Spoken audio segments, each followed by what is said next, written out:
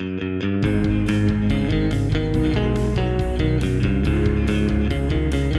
noticed we had a little car accident there with the 911, didn't we? Yep. And the Cybertruck. Yes. I see the Cybertruck has gone reverse cowgirl on the Lamborghini. Did you see that meme with the two cars that were like going like this? Yeah. Flips. Did I send that to you? I think we watched. I think Alyssa showed it to us up north. Oh yeah. And then I've seen it again since then. Did you see the other one? Well, you did send me actually. I think you did. You sent me the Tesla jumping over the street. You even seen the Model S that jumped the road in like the last 2 days in California? Oh man, this has been going all over. We're gonna start right off with this one. Let's see. Model S jump. On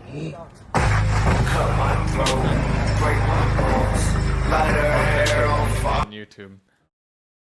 That's ridiculous. Yeah, pretty much. I think it's gonna show it automatically up here in a sec. Against our will, something went wrong. Great, already off to a great start with this podcast.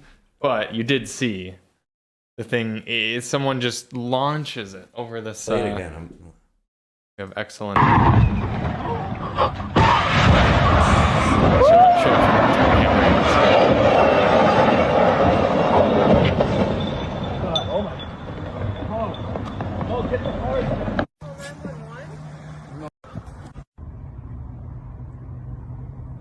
See that? I know. And this is. It's like straight up Need for Speed Underground. Oh.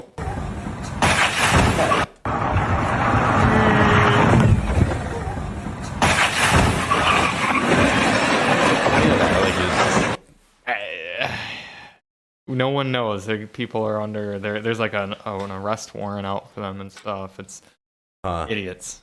Total idiots. But anyway, welcome to episode 13 of the Daily Motor Podcast.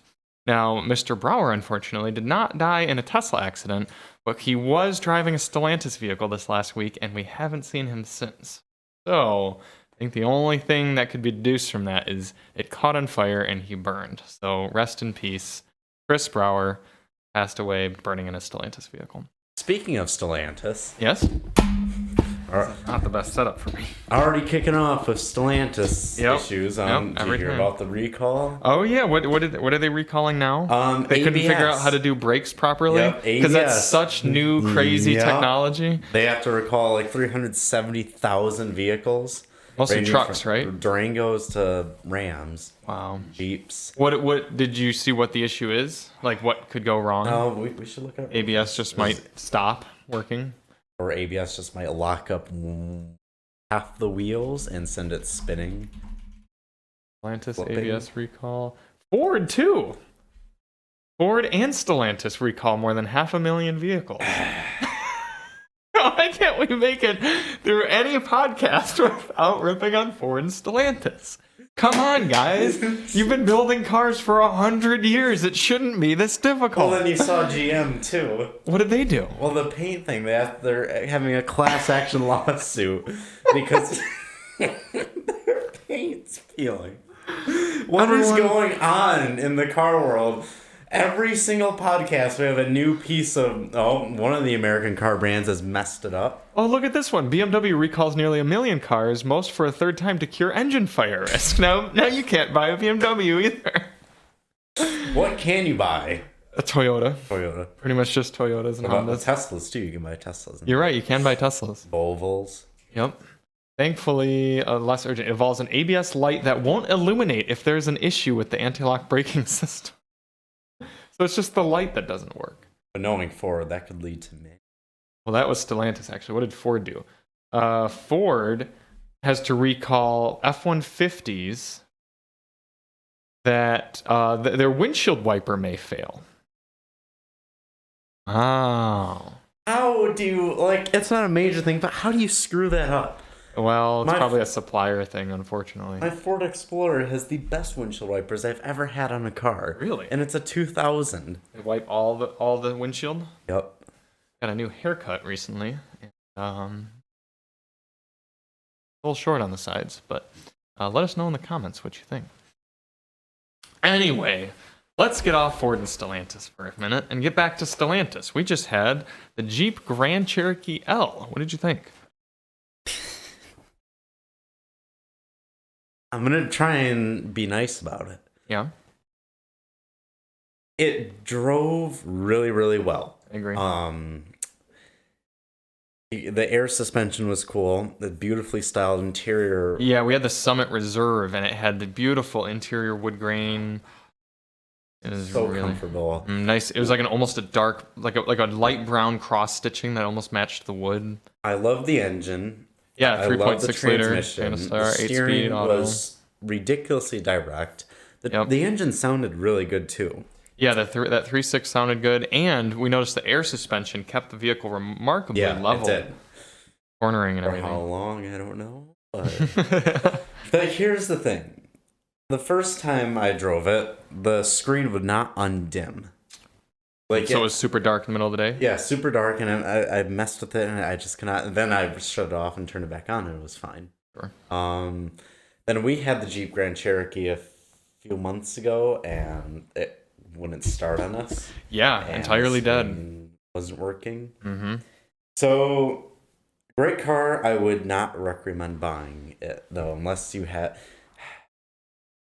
It's all about personal preference. If you want a car that's just going to work, buy a Toyota. If you don't care about it working all the time, it's like even with the warranty, because the warranty, you don't have to pay for it, but then it's still broken. Yeah, so and you're still going to have to drive a Fiat 500 loaner car. Yeah, exactly. Or a Dodge Dart. Yes. Will break too. Right. So then you'll have to go. Your loaner car in for Or service. it might catch on fire. You're right. That's the other thing. That's the other worry. It's just... If you really just want a Grand Cherokee, then it's fine. If you want a car that you're going to buy to get from point A to point B, don't buy a Stellantis. Right. And the other thing is, there's certain cars that I drive and I like them less and less the more time I spend in them, and that was kind of the Jeep for me. Really? Yeah, there's just something about, it's nice looking exterior, beautiful inside, lots of features, everything. But it's kind of like the throttle tuning didn't feel super direct. It just kind of the more time I spent in it, I didn't feel very connected with the vehicle, and it satisfied me more and more. It was just it was kind of like I don't know. It was just a sort of. It kind of was similar. It can kind of be summarized by how the doors and the door handles felt remarkably just not solid and connected. Mm-hmm. I kind of had that feeling with a lot of parts of the car. And I was just sort of by the end, I was like, I'm ready to give this, be done with this. And the other thing I'll point out while Nathan's grabbing something from the office is I tried towing with the Grand Cherokee. And, actually, Nathan, you might want to hear this story, so I'll let you demonstrate your door handle first. Okay. Automakers. This is how you make a door handle. Listen to this click. The quality of this door panel is just unmatched. It's cold. Feel that cold aluminum. Yeah, that is real. It is real aluminum. The new F-150 has this jagged piece of plastic that is the door handle. Same thing with the new Ram, even the Jeeps. It's just plastic. Yeah. Do door handles like Volvo. Anyway. Yeah. Automakers could stand to be more like Volvo, as we'll get to soon with our second vehicle we've had this week. But I should point out, I was planning on towing with the Jeep Grand Cherokee L this week. Yeah, why didn't you tow with it? I forgot. Well, I looked it up, and it has, with the V6, a tow rating of... Don't forget the mic down there. It has a tow rating of... Did you make that sound, or did the... I did. Oh, okay. I thought I made it. Tow rating of 6,200 pounds, which was plenty, because I was going to tow a trailer that was about 2,000, 2,500 or so, and a vehicle that was about 3,500 pounds. So it should have been right at about the tow rating. So I messaged Jeep, and they said, yeah, sounds good. Go for it. Chrysler. Yep. They were like, fine.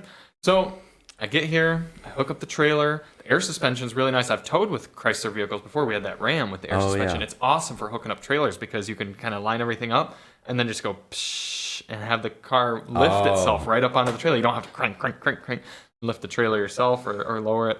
That was all good. The camera was nice for backing up, the hitch. Everything was fine. And then I got the trailer all hooked up and was leaving, and I thought to myself, I don't know if this trailer has electric brakes or not. because the Jeep does not have a trailer brake controller, which means it can't use electric brakes without wiring in a trailer brake controller. Really? Third party. Yes. Now, so I looked up the manual and everything, and without a trailer brake controller, I was not supposed to tow over 2,000 pounds. Seriously? Yeah.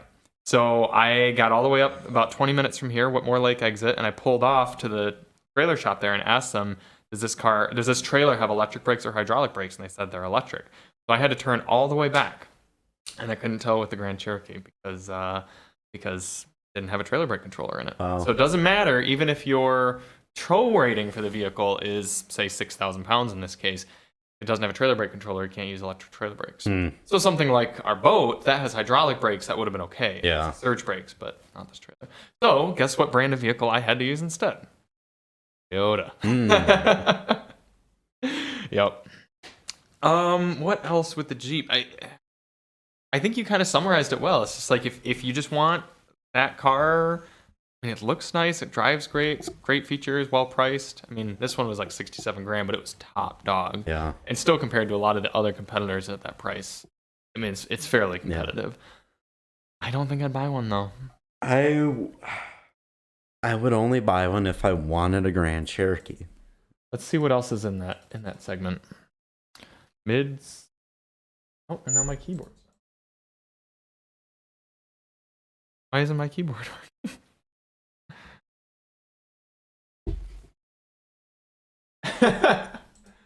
I guess I can't type with my keyboard. Oh.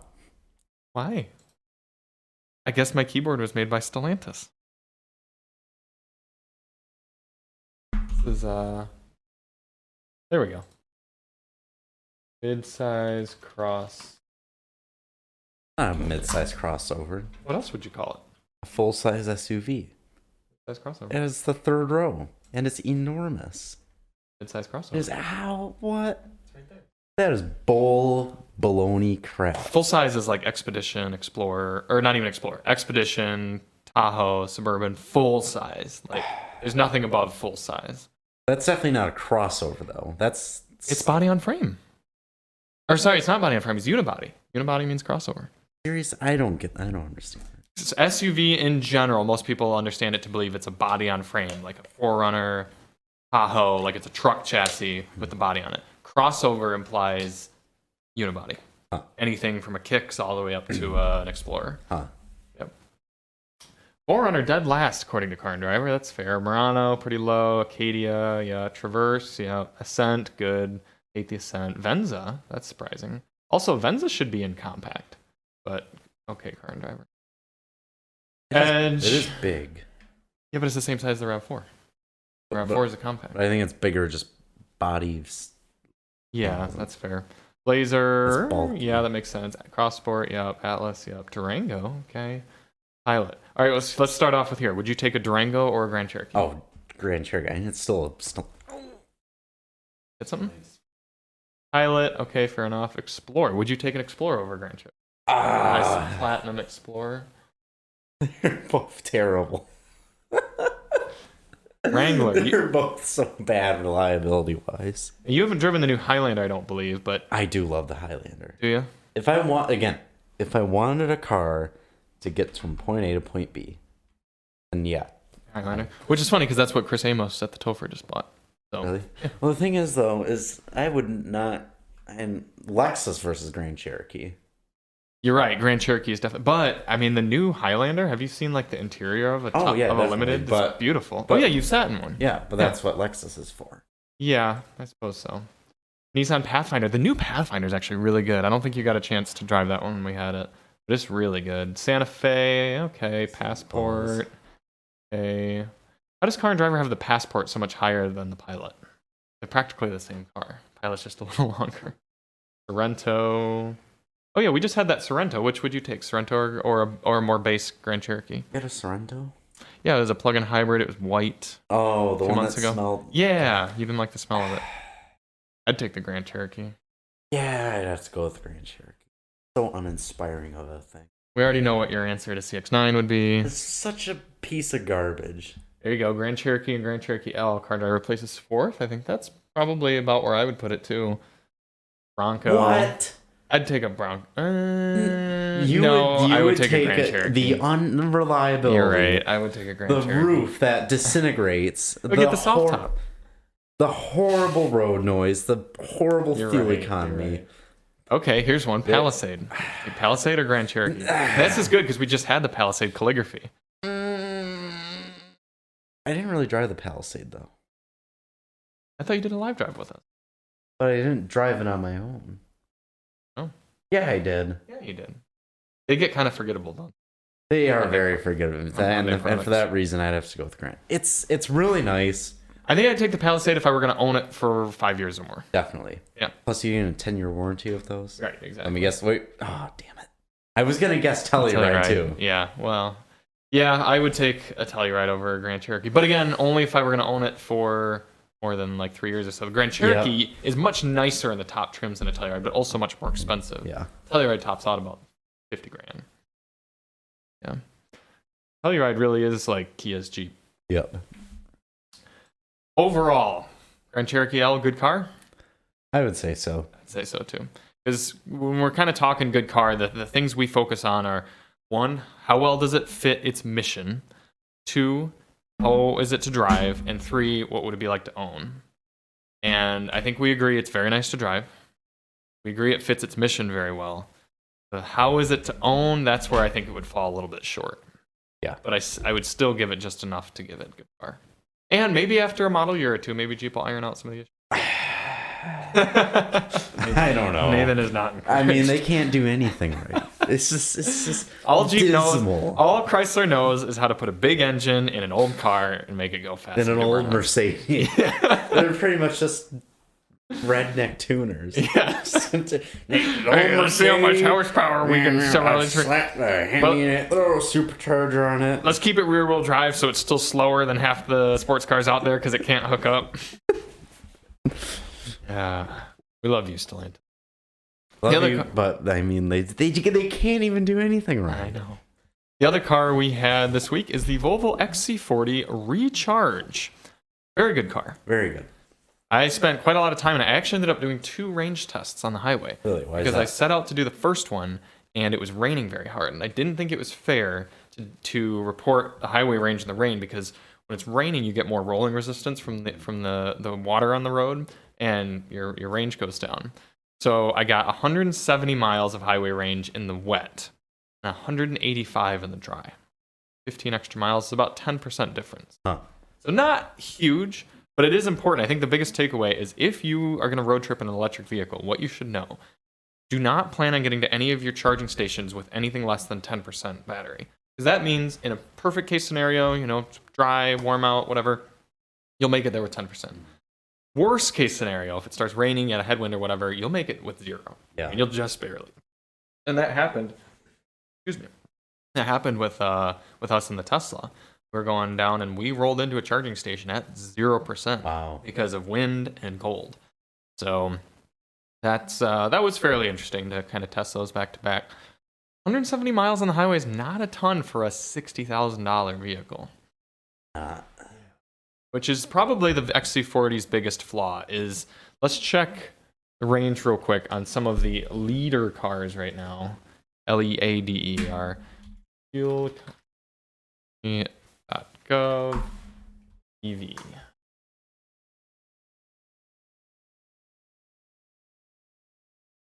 New electric cars.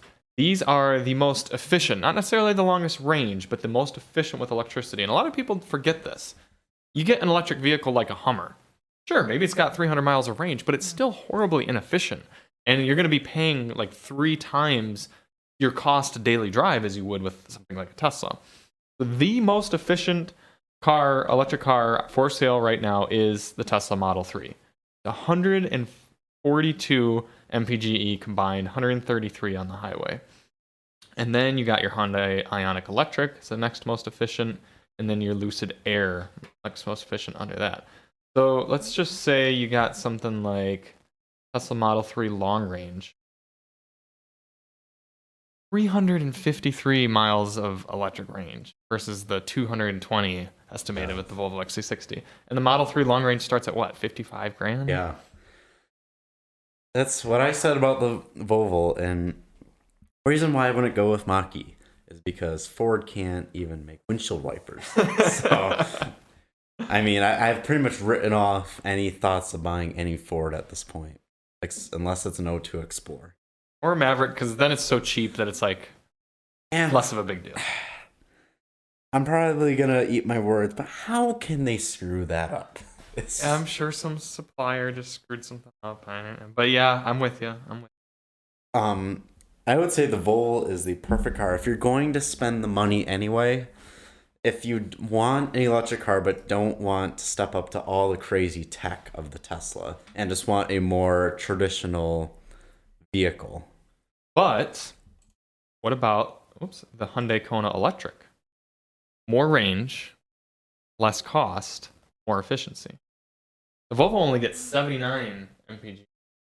It's 108. The other thing with the Volvo, though, it is fast. It's so fast. It's ridiculous. It's crazy fast. It's. I think it's as fast as like a Model 3 Performance. I mean, it's really quick. 4.6 seconds. Definitely not a Model 3 Performance. That's 3.2. Oh, is it? Yeah. Okay. Well, Model 3 long range then maybe. Car and Driver that's tested the Volvo at 4.3. Wow. Yeah, I mean, that's so fast. And the thing is, it's fast even up above like 60. Yeah. You hit it, you still have a ton of pull. It threw me off. I was like, holy crap, I was not expecting that. And the other thing with that is someday, and within the near future, 10, 15 years or whatever, we're going to be living in a world where all the Karens in the world, all the Beckys, all the Daves, everyone is going to have 400 horsepower sitting on them in their Chevy Equinox electric. And they're going to be able to take off from stoplights, get to 60 in 4 seconds. And inevitably crash into a building. Yeah. You saw the video of the Porsche Taycan in the dealership where the guy drove through the front of the building. And here's what I can't decide. Is that going to make our lives on the road better or worse? Because hear me out. It'll be better in some ways because think about every time the light turns green and then someone in their RAV4 is just slowly getting up to speed. But because they don't want to hear their engine make a lot of loud, revving up. But now with electric cars, zoom, why not just put the pedal down? And then they'll be able to kind of get in and out of traffic better. I don't know. It's going to make driving, I think, scarier, but also faster. Yeah. So it'll be good and bad. Either way, the XC40 was really fun to drive around. It did have a horrid rattle inside. It did. It was so bad. Gotta be a one-off lemon. I hope so. Let me just play a video of the rattle real fast. Yeah, bring that up and play it into the mic. It was not pleasant. What else with the XC40? The interior was nice. Radio was pretty good. Harman Kardon system, 13 speakers. Gave it an A tier. But this is actually a frustration of mine. There is no way to play high-fidelity music into that car unless there's an app that supports the streaming. Because there's no Apple CarPlay, there's no Android Auto, and you can't plug a USB device in and play songs through your USB, which made it very difficult to do the sound test.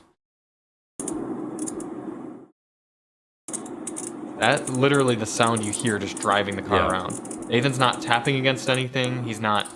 That's just an ambient noise. Yeah. In the car. Incredibly annoying. Incredibly annoying. Also, it made a really weird sound on the highway as well, coming from the roof. Huh. It was like a PVC, like if someone had a PVC pipe and were banging on the end of it. That's what it sounded like. Weird car, but I think the ultimate downside of that car is the price. It's like a price and range. If it were $45,000, I wouldn't care as much about the range, and if it had 300 miles of range, I wouldn't care as much about the price. But it's one of the other. Because here are all sorts of cars you could get over it. Ioniq 5, EV6, Kona Electric. You could almost get as much range out of an Ioniq Electric, like not the 5, but the old school. Yeah. Chevy Bolt EUV. There are a lot of cars that could go as far as that. So, right, for less than or near 60,000, I think the Volvo's a little bit nicer inside than most of those. Some people will be willing to pay for that, but I don't think most people should pay that. Yeah. Also, the other problem with the XC40 is the C40. C40. It's pretty much just an XC40 with a slope back. Yeah, you know what the problem is with that? Is that it's a slope back? Yeah, it's a slope back, and which means you get no cargo room whatsoever. I just think it's confusing because it looks so similar, and yet it has a completely different name. Once it loads here, you'll see. Fjord Blue. Fjord. Fjord Blue Metallic. Yes, I don't know if our internet's going to deem us worthy of seeing it. But I don't know. I don't know if we'll ever get a chance to drive a C40 Recharge. I don't know what the point is of it, other than it being a slope back, I guess. But, yeah, cool car. Cool car, but probably not one that I would, I would like it. I just don't think I would. Price in the range. This week, we have the Toyota Sienna. Siennas are all hybrid, which I think was a smart move for Toyota to go. Just get rid of the gasser, all hybrid, and you get like 30 miles per gallon just driving it around everywhere, which is crazy for a car that big. Downside of the Sienna is it's horrendously ugly. Probably up there for the ugliest car of 2020. Probably. Yeah. That's since we're never going to get also this not done. here yet. That's true. We may never see it. Look at this.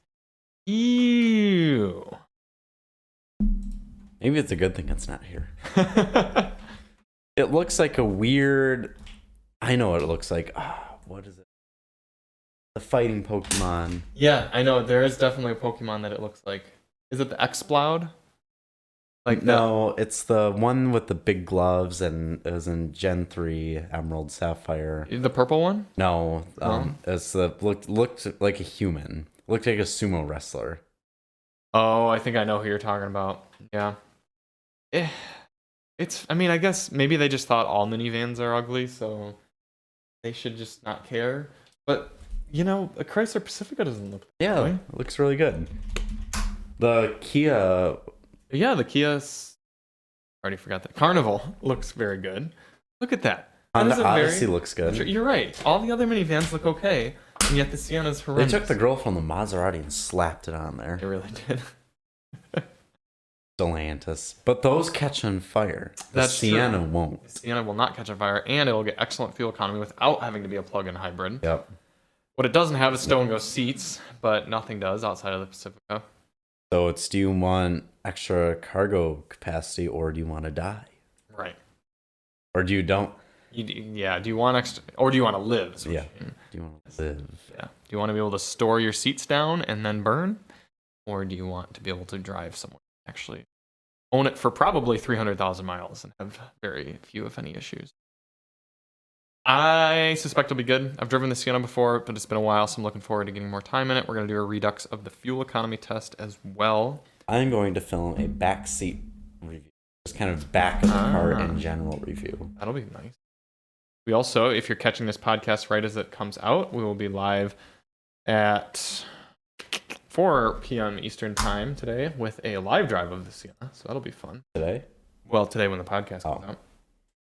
Although, yeah, I guess it depends. On Tuesday, whatever, the 22nd, 3/22. You know, it'd be nice if it was heat. That would help my review. What do you think the price will be? I'm going to guess 42. 48. Holy cow, $55,000. That's a lot. A lot of cash. It is a platinum, but still. Yeah. What do we got here? Oh, wow. There's a rear seat entertainment system. We know that no one just owns tablets that they can just hold in their hands and watch anything they want on. Definitely anymore. not just another thing that's going to break. Yeah, well, it won't actually because it's Toyota. Well, it's indestructible. Is it indestructible to a 3-year-old holding his Porsche car? And well, I bet you that Toyota didn't design it the way Stellantis did, where the seat would fold directly down into the screen if you clicked the wrong button. The Grand Cherokee had the most aggressive seats. It would literally, I mean, it would kill Decapitate. Decapitate. And you just pull the lever for the seat, and it's like spring loaded. Yeah. And it would come right down into where the screen. Stellantis. That's Stellantis. Toyota would not engineer it that way. Because the Toyota engineer would try it once and say, this probably isn't a good idea. And then tell his supervisor, and they'd be like, you're right, let's stop production and change this. Yep. Volvo would have never done that in the first place. Volvo probably would have deemed that having a screen in the back is too unsafe because it may distract the driver. Although they'll make a car that goes 0 to 60 in 4.3 seconds. Yeah, but yet they'll cap the speed at 110 of all their cars, so or you 108 or whatever. You can drive really quickly up into the building, but you just can't go more than 112. Right, because somehow going 100 miles per hour into a building is perfectly safe, but going 120 would not. Maybe they tested that. Maybe they have a center where they drive cars into buildings and test. You know what? It's this much more, saves this much more people if it's only doing 112. I could see Volvo doing. Look at this, a 1500 watt inverter on the Toyota Sienna. That's a lot of power. Wow. That's a really strong plug. It's got two 120 volt wall style outlets, so that's actually really neat. So that means two people could sit in the back and have a full on, say, like gaming laptop plugged in and still have plenty of power. You could run a hairdryer off that. What in the name of God is a universal transceiver? It's a garage door opener. Yeah, garage door opener. Special color. Ruby Flare Pearl. It's actually going to look quite cool. Looks built in Indiana. 5-star crash test. Although only 3-car for... They just want to kill the parents. Yep. It is interesting that a car can achieve 5 stars while only getting 3 stars in a different category. That's true. You'd think to get 5 overall, you should have 5 in everything else. Bird's eye camera. I think by far the most impressive, though. That is really good. 2.9 gallons for 100 miles. So we're excited about that. That should be a good one. If it would get here. If it would get here. And because Mr. Brower died in a Stellantis accident this last week, we are only going to get one press car. No reason to have 2. So this week we're going to be filming our Ford Maverick as well. We had the tonneau cover provided to us by Truxedo. It's a Truxedo Sentry ST cover, and it's actually been really nice. In fact, the other day, I can't remember if I remember to take a photo of it or not, I used my truck bed with a laptop on it. And I was under the impression that you could only use laptops on GMC trucks with the Multiflex Pro tailgate thing. But, crazy enough, you can actually use laptops on other truck beds as well without paying for that tailgate. Why were you using a laptop on a truck? Well, if we really have to get into it, it's because my electric vehicle charger was not working and connecting to the Wi-Fi properly anymore. So I was trying to reset it by plugging into it with my laptop. It did not work. I'm going to have to get a new one sent. So we're excited to do some stuff with the Maverick this week. I'm actually going to test the fuel economy with that tonneau cover up and with it down. I think it's going to be kind of a neat experiment. That would be cool. Yeah. We've been happy with the cover. Happy with the Maverick, too. We got 2,800 miles on it. Gotten it dirty. We're also, today, I think my bed rug should be sent out for it here soon, too. Truxedo is sending me a bed rug. That should give us a nice, soft, removable liner. Oh, because you still don't have a bed liner. Correct. It's still just normal painted. Have you seen the 2x6s that I've put in the back of the Maverick? I have not seen the 2x6s you would put in the back of the Maverick. You know how it has those little cutouts that you can put wood dividers in? Yep. I went and bought some wood and cut it down myself and dropped them in. So there's like a little bed divider in it now. Kind of cool. You know what would be cool is if you've made like a special thing out of wood, like a ramp out of wood, that you could stick into where the tube, the slots in there.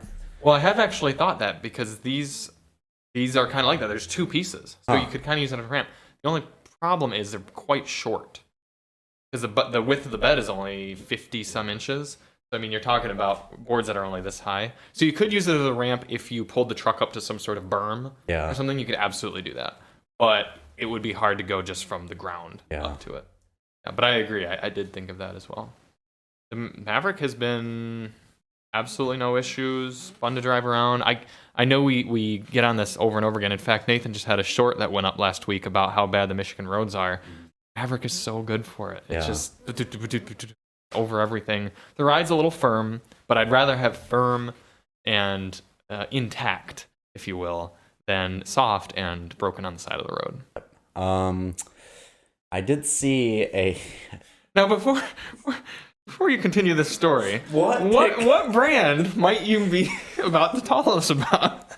Well, let me just ask you, what brand do you think would be a rugged, tough pickup yet still able to be destroyed by a pothole, which I've hit in my Explorer, and the Explorer was totally fine. Well, it's probably not a Toyota or a Lexus, because it would probably survive just fine. Probably going to have to guess Stellantis. It was. It was a Jeep Gladiator that I saw had its giant tire blown out from the pothole. How do you... I mean, you'd have to hit a crater in that thing. I know. With a lot of Gladiator it is a crater. tire. It's a concrete crater. That's the state of our roads, that the potholes are big enough that you can blow out the tire in a Jeep Gladiator. Pretty sad. Yep. If you guys want to know anything about the Maverick, I guess let us know in the comments on the video here. I think I'm also going to be shooting some winding road stuff on that. Also, the weather's starting to get quite nice, so we're getting into some more bike stuff. Yep. I'm actually going to shoot a fuel economy test on my V-Strom 650. I want to go out on the highway and get some fuel economy testing done on that. I am curious, though, how should I test fuel economy on the Grom? Because I can't do highway speeds. Should I do like a 55 mile an hour? Go on the highway at 3 in the morning and just pin it. And just hold it there and see what I get for fuel economy? Yeah. Not the worst idea.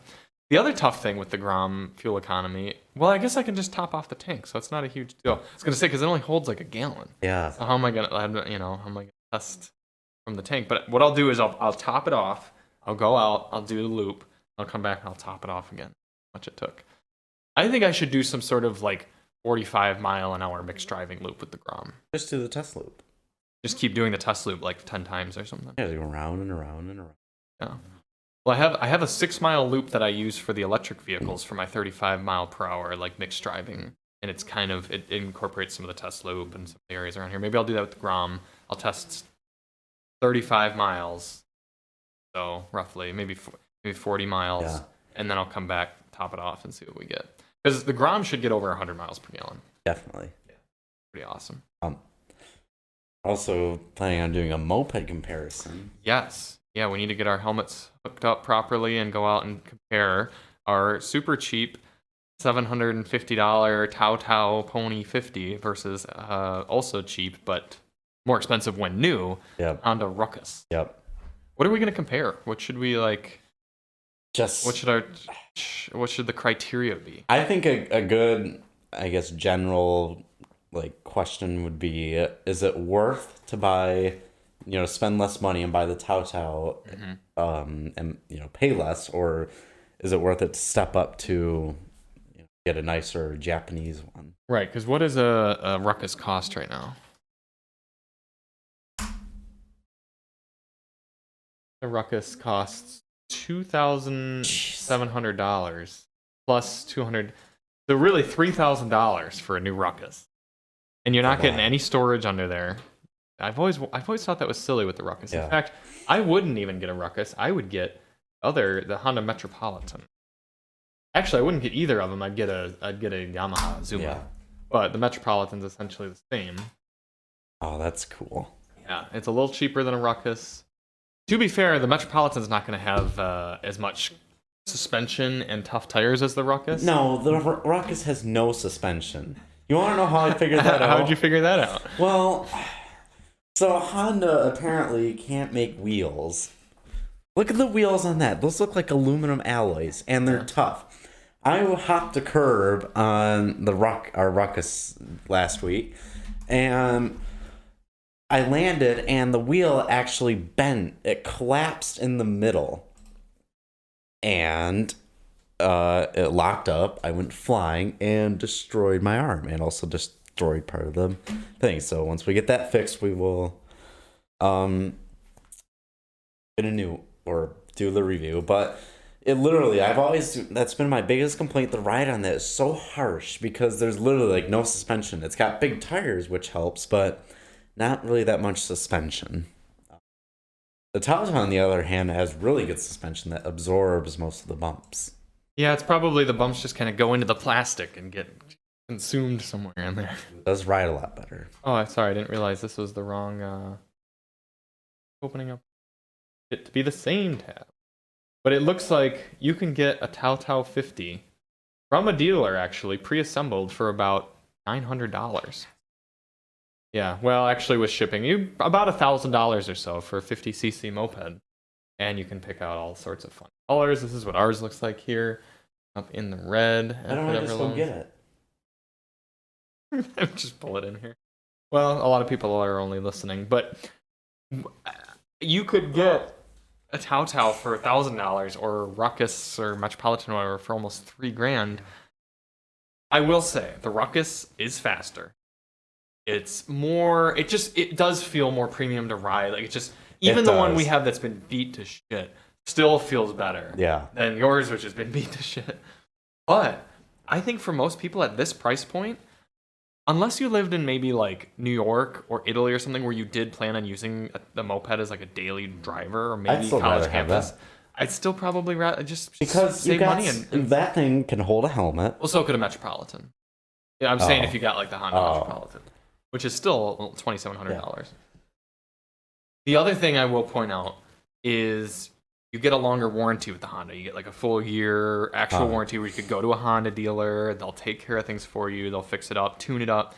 You can't even really take a Chinese moped to most motorcycle shops. They won't work on them. Yeah. Because as you found out, you'll go to remove one single bolt or something and it just strips. It's just cheap metal. It's all there. It's hard to tune the engine properly. Sometimes it just won't start until you just wiggle things around and then it will.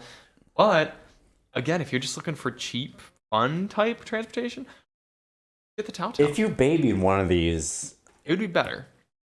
It would probably. I've always changed the oil and stuff. I've done the maintenance, but I have modded mine. I've taken it way out of its comfort zone. You've run it up to almost 60 miles per hour. I did, and then we ran it for like 10 minutes with you pushing me doing like 50 miles an hour. Remember that with the ground? And then it did mess up after that. But it was just a spark plug. It just. Oh, okay. The spark plug was just completely. I think it was probably running way faster than it. Yeah. It does. The spark plug was all messed up, but yeah, and I've gotten it like up to about there in water. I've absolutely just hosed it down with it running and hit crazy big potholes with it, and the wheels didn't break. Yeah.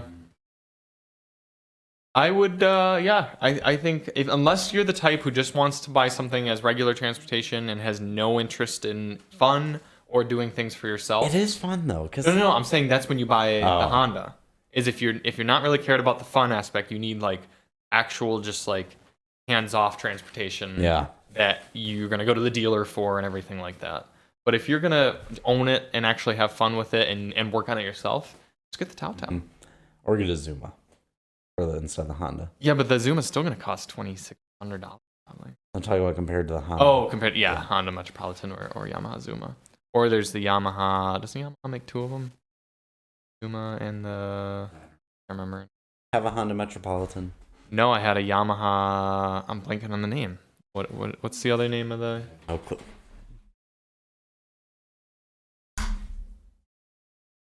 Thanks. Keyboards really doing well today. Remember what the name of the Yamaha CCC moped is? There's the Zuma. Yeah, the classic looking one. Yeah. Right here, it's this. What is this? Vino. That's what it's called. The Yamaha Vino. That's cool. That's what I had. I do like that a lot. Yeah, very classic look. Kind of had the Vespa looking deal. Yeah, probably what I'd get. But still, I'd probably get the Tao Tao over both of them. So much cheaper. Yeah, and I mean, apparently someone put 20,000 miles on a Tao Tao. That's crazy. How do you put 20,000? It's just. Yeah. I mean, if delivery driving maybe. I mean, so you buy one and put 3,000 miles on it, it breaks. Buy another one, you're still less off than. Right. Yeah, you definitely have to be able to tinker with it some and mess around with it, but it was a lot easier to mess with than the Ruckuses. That's for sure. True. The Ruckus is not super easy to work on. The other thing I noticed, the Tao Tao is so much like I tipped the Tao Tao over twice. You wiped out on the Tao Tao, and it was totally fine. And I was curious about that. So go back to a picture of the Tao Tao.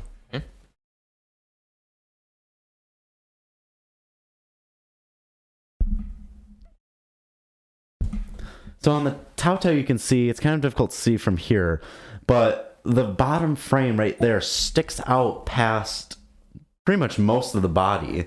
And like the Kickstarter and stuff, the kickstand, so when you fall, it's resting on that and it lands on that. On the Ruckus, the blinkers stick out further, the Kickstarters, the airbox, it's wider than the actual frame. So I see what you mean. if you fall, it lands on that, and that all gets bent and scraped up and stuff. You just hit the plastic in the frame. Good point.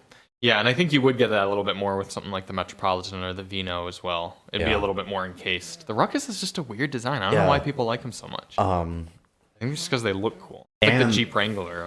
And the Tautau is so much lighter than the Ruckus. And, well, that's because all the metal's so cheap. And the Tautau comes with a top case. It does. Why did you take that off? Is that because you were towing garbage cans with it? I was towing recycling with it through a country club. Well, I guess you don't actually use it for, like, commuting anymore. And that is a big thing to point out as well. If I were commuting regularly, I'd probably rather step up to one of the Japanese brands, because that extra 5 or 10 miles per hour can really make a difference. It does. When you're running on the side of the road and there's trucks going by you and everything. If you can do 35 comfortably, then you can go on 35-mile-an-hour roads. I was on the world's most fun road, the Tunnel of Trees in northern Michigan, and I actually passed someone on the Tautau because they were going so slow and just like, nee.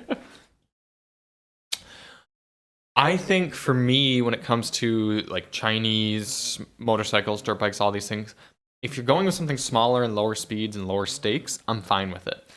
It's right about 40, 50 miles per hour or so where I'd rather put my trust in a more well-known and established brand. 60 down a really steep hill. Yeah. With the engine just going... Well, at least like you built trust up in the Tautau just because you know it and everything and been riding it. But like if I were buying, say, a 400cc motorcycle, I'd be... I don't get me wrong, I'm sure plenty of the Chinese motorcycles, they work fine and everything.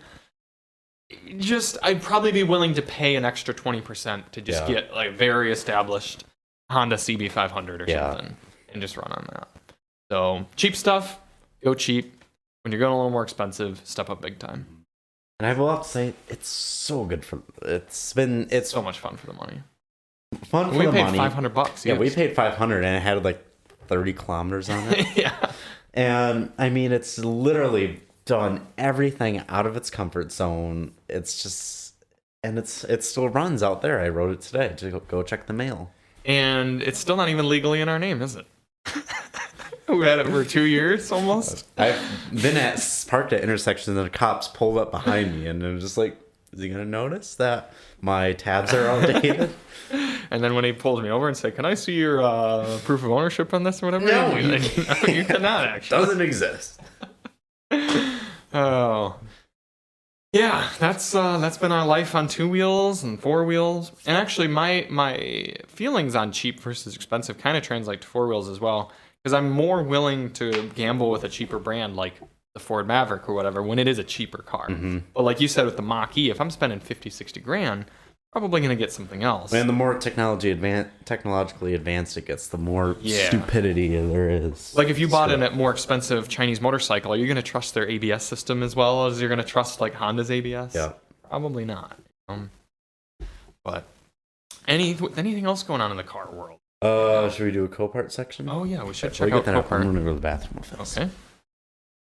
We regret to inform both you and all the viewers that I did not win that BMW last week. The wagon manual. Oh, bummer. The one that I bid on. It sold for... Actually, I don't know. It doesn't tell you what it sold for, but big shame that we were not dragging that corpse into our garage. Yep. One. But this car goes up tomorrow. It's a 2014 Mazda 6 Touring. Current bid, $350. I actually don't have any new cars to show you from Copart. Chris has sent us some from Beyond the Grave. But this one's actually pretty cool because it is not that damaged. It's just hit in the front. It doesn't seem like that extensive. Should be a running, driving car. Look at that interior. Yeah. Very nice, very simple. These were still the kind of Ford Fusion-based Mazda 6s, which I think the Mazda 6 still is because it really hasn't been redesigned in forever. Well, they don't make it anymore. Right, exactly. and only at $350, and it goes up tomorrow morning. So I think I'm gonna watch the auction, maybe go up to 1,000, 1,200 on this clean title. Yeah. I mean, this would probably throw a new bumper on there, and it would get decent fuel economy. Mm-hmm. That one's kind of interesting.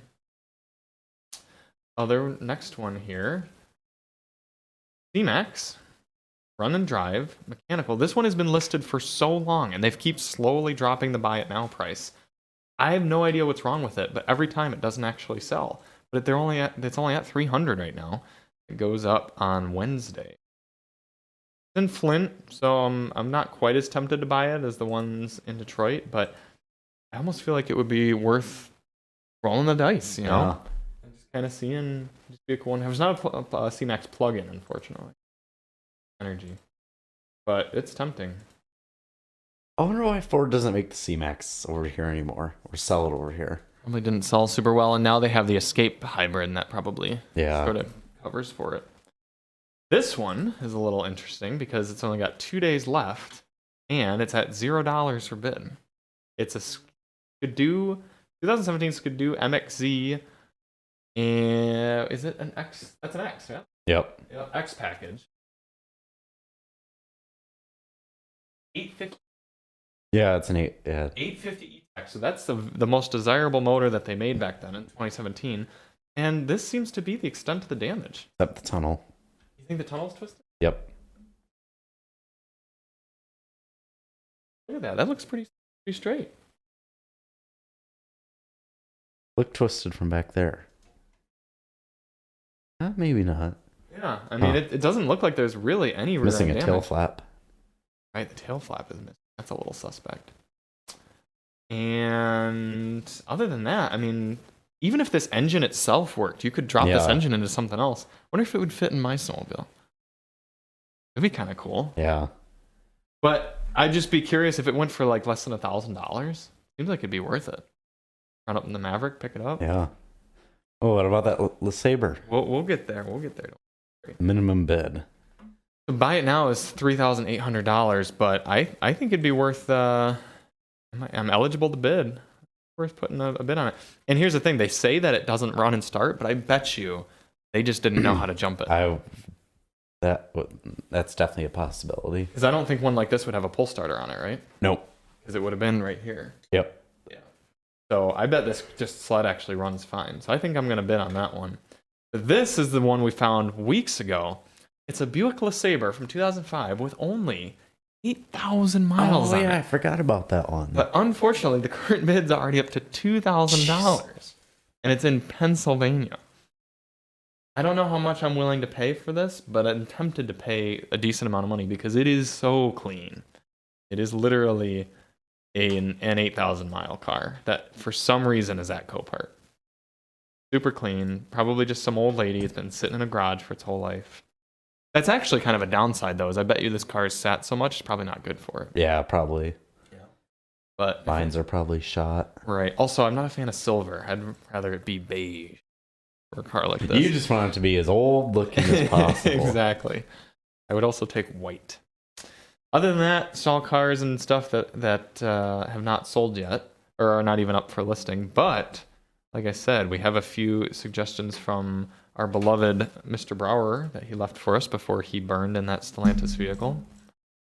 People are going to think he actually burned in a Stellantis vehicle. Well, that is what happened. Oh, boy. This is a 2011 Porsche 911 Carrera. And it is monstered. It is not salvage title, though. It's in Michigan. 132,000 miles. It has both rear and front end damage. Current bid, $15,000. Let's take a look at this, Nate. Silver, very classic 911 color. Wheels are interesting. Actually, this... Ooh. And is that an... Like it's an... What's so bad about that? It's a PDK. You're right. That is a good transmission. This is actually kind of cool. Yeah. I mean, that's not horribly damaged. It looks like it probably still rolls and drives bid's already up to 15,000. I know, 15,000 is a lot. Tempting, I will say. That is tempting. 2011 911. It's not an S, though. That's a bit. But, I bet Chris is tempted for that one. What else did he for us?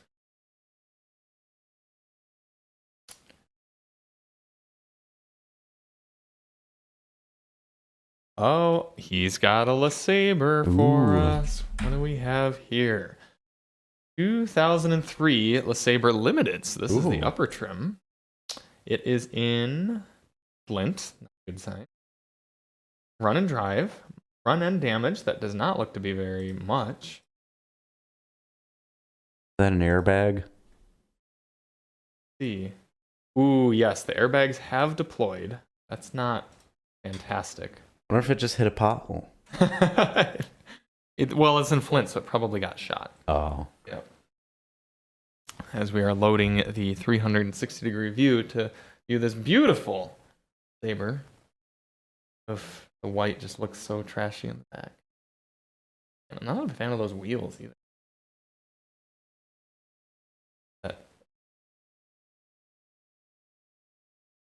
Oh my goodness, look at this. The windshield is monster. Yeah, I would pay about $40 for this car. Well, it's got like 11 hours left and the bid's at 0. What's the lowest I can put? I guess it has to be at least $275. Should I bid $275 on this LeSabre? I mean, Chris could probably get you a new steering wheel. Windshield just call Safe Light. How much is a new windshield going to cost? So probably like $800, right? Insurance, dude. Just say that a rock came up and yeah. No, we said it on this podcast. We've literally incriminated ourselves if we were to do it. Insurance fraud. Oh man. Tempting. How many miles? Ooh, almost 200,000 miles. I feel like you can find better LeSabres. I think I agree with you. In fact, I think he sent us another LeSabre. We got a little different, must say. Oh wow! It's a 1984 Buick LeSabre. That's Limited. Awesome. Run and drive. Rear end damage, not a lot. Minor dents and scratches. That's awesome. That is a creeper mobile. That's so cool. It has a 5-liter V8 motor, 82,000 miles, although that very well could have rolled over because there's no 100,000 mile place. Look at that interior. That looks like carpet. That is... That's so cool. Already, the current bid is already higher than the other LeSabre, $550. Got 10 hours left. Yeah, that is pretty nasty. All right, well, I think this has been a good podcast. Yep. Maybe next week we will not have to talk about Stellantis cars burning, but until then, keep your Jeeps toasty and your Fords broken, and catch you on the next one. Charlie and Nathan with Daily Motor, RIP Chris, and as always, drive on.